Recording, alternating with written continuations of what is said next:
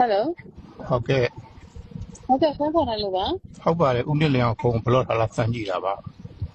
ဟုတ်ကဲ့ပါအော်ဟုတ်ကဲ့ဘယ်လောက်ထားရလဲဘာဖြစ်လို့လဲမသိဘူးနော်ဟမ်အသိကျင်လို့လေဖုန်းဆက်ကြည့်တာပါဟုတ်ကဲ့ပါအော်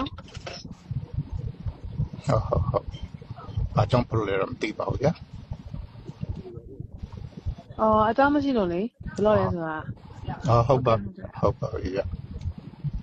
ရေးရှိလို့လားယင်ဘာနဲ့တက်ရှိလို့လဲ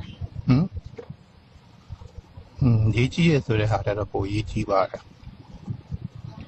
ဟုတ်ကဲ့ဒါပေမဲ့ရေးကြီးတဲ့လူတော့ပါပဲအမိတော့ရေးမကြီးပါဘူးအော်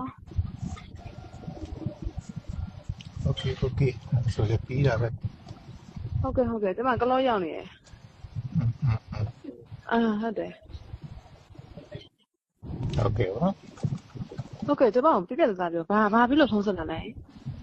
ဟာမင်းနဲ့ကျုံးတဲ့ကျမ်းမှာဖုံးမဆက်ရဘူးလားဟိုတနေ့ရပဲပတ်စံ330ခီးထပ်ဖို့ပေးလိုက်တဲ့လူတယောက်က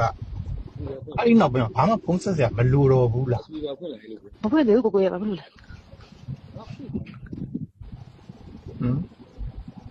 ခဏလေးကိုခဏလေးပြောလိုက်စမ်းပါကိုခဏလေးဆွေကဖွင့်ပြီးပြောလိုက်စမ်းပါတတိရှိနဲ့ဘာလို့ကျွန်မ